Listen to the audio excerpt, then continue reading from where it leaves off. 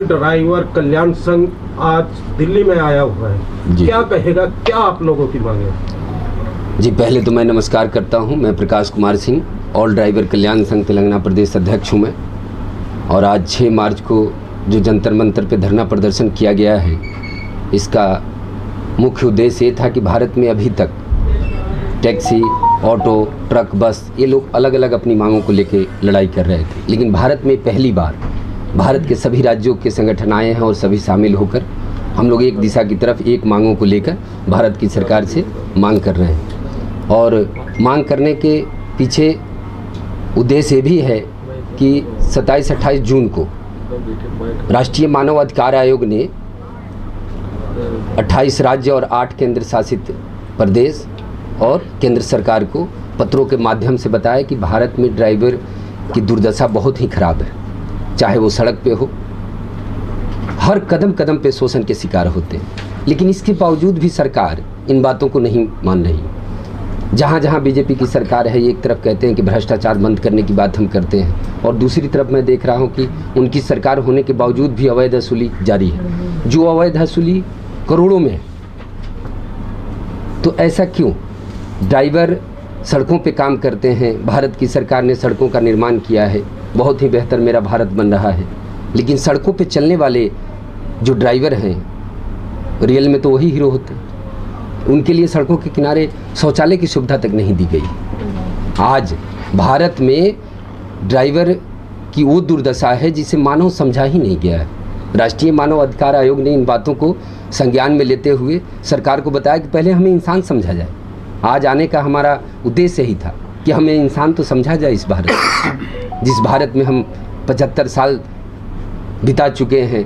एक तरफ लोग कहते हैं कि मेरा भारत बदल रहा है, लेकिन मैं देख रहा हूं कि आज भी ड्राइवर वही हैं, जिसे 365 दिन सड़कों पे काम करते हैं ड्राइवर, लेकिन उन्हें एक दिन सम्मान नहीं मिलना। क्या करें? जी, आज की प्रेस वार्ता का उद्देश्य क्या है आपका?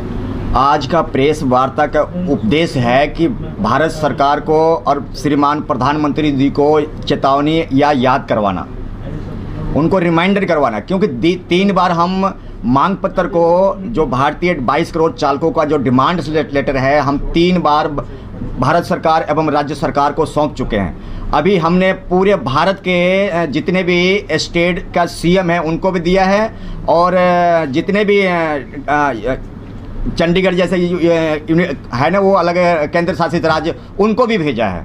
तो मेरी निवेदन है भारत सरकार से और राज्य सरकार से, भारतीय ड्राइवर के लिए ज़रूर से ज़रूर कोई कानून और ड्राइवर आयोग की स्थापना की जाए, और जल्द से जल्द भारत में कानून व्यवस्था सुनिश्चित करी जाए।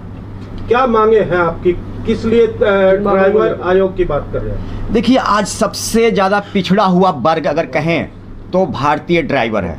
चाहे वो टैक्सी का हो, चाहे वो बस का हो, चाहे वो ट्रक का हो, सबसे ज़्यादा पिछड़ा हुआ अगर डिपार्टमेंट है, अगर वर्ग है, तो वो है ड्राइवर।